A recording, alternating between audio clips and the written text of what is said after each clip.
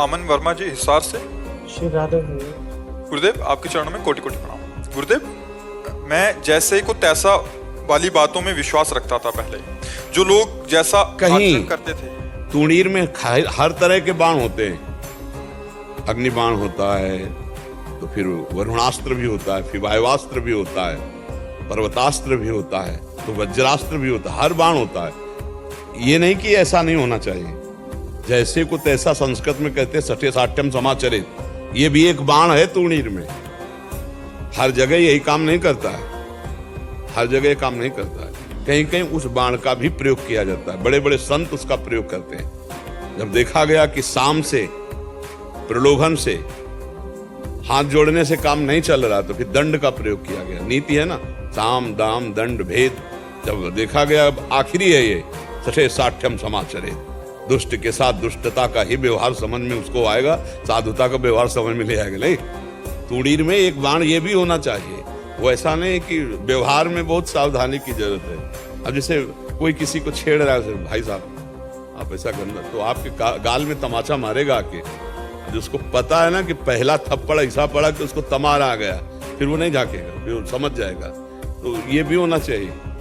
ऐसा नहीं है कि जैसे को तैसा वाली बात एकदम गलत है। नहीं, सहनशील बनो, लेकिन जहां आवश्यकता है एक सीमा तक, फिर इसके बाद फिर जैसे भगवान शिशुपाल को बोले थे 100 तक बोले थे 100 गालियां दे दो, 100 तक चुप रहेंगे, इसके बाद आगे फिर सुदर्शन चक्र के द्वारा गर्दन उतार ली। तो एक सीमा है, इसके बाद कोई बढ़ता है तो हमारा कानून है, हमारी धर्म व्यवस्था है, उसके अनुसार फिर बर्ताव करना चाहिए। कुछ ऐसे स्वभाव के लोग होते हैं कि जो इसी बाण को समझते हैं, सठे साठ्यम समाचरेत। वो दूसरे बाण को, साम को, दाम को, भेद को नहीं समझ, वो केवल दंड नीति को समझते हैं। वो दंड के अधिकारी, तभी उनकी समझ में आता है। और आएगा ही नहीं, पैर छू ले आप, हाथ जोड़ ले आप, कुछ देने की बात कह लो, दाम दे करके, साम विनय नीति के द्वारा, भेद उसको किसी तरह समझाकर, वो केवल दंड से सुधरने वाले जीव होते हैं। तो जो दंड से सुधरने, उनको ज्यादा चांस नहीं दिया जाता है। 1 और 2 और तीसरे में फिर दंड का विधान कर। तो हमारी भारतीय कानून व्यवस्था स्वयं दंड ना दे करके भारतीय कानून व्यवस्था को समर्पित कर दे। अगर स्वयं दंड देगा तो स्वयं अपराधी बन जाएगा। तो दुष्ट के साथ व्यवहार फिर साधुता का नहीं चल पाएगा, क्योंकि गृहस्थी में और संसार में चलना है तो एकदम जान जाए ना आदमी, तो आपको परेशान कर देगा। और उसको ये पता हो कि इस व्यक्ति को छेड़ने का मतलब ततैया को छत्ते पे ईंट मारना, वो कभी नहीं छेड़ेगा। 3 दिन विनय करते हुए भगवान श्री राम को हो गए, समुद्र को आ जाना चाहिए था। स्वयं भगवान उपवास करके विनय कर रहे, जब नहीं माना, लक्ष्मण बाण सरासन आनु, शोषों वारिद विशिक्र शानु, लाव अग्नि बाण। कनक थार भरी मन आ गए, विविध प्रकार के रत्नों से भरी थार लेकर विप्र रूप। मतलब महाराज 3 दिन से उपवास बैठे थे, तब तुम्हारी समझ में नहीं आया, अग्निबाण से तुम्हारी समझ में आ गया। कुछ ऐसा है कि कहीं कहीं विनय काम नहीं करती। विनय न मानद जलद जड़, गए 3 दिन बीत, बोले राम सकोप तब, बिनु भय होए लक्ष्मण बाण सरासन आनु, सोखों बारिद विशिक्र सानु। 60 सन विनय, कुटिल सन प्रीति, सहज कृपन सन सुंदर नीति, ममता रत सन ज्ञान कहानी, अति लोभी सन विरति बखानी। इनसे व्यर्थ जाएगा, इनको चाहे जितनी चर्चा करो समझ में नहीं आएगा। तो इसलिए हम आपकी उस बात का अनादर नहीं करते कि जैसे को तैसा। और अगर स्वयं आप करेंगे तो आप हमारे कानून में अपराधी साबित हो जाएंगे। ऐसे लोगों के लिए हमारा कानून व्यवस्था है, उसको कानून को समर्पित करना चाहिए। जो दुष्टता का व्यवहार करे, क्षमा से इनकी दुष्टता बढ़ती है और दंड से इनकी दुष्टता पर रोक लगती है। अगर तुम्हारे साथ दुष्टता कर रहा, तुमने दंड का प्रयोग कर दिया तो कई बच जाएंगे।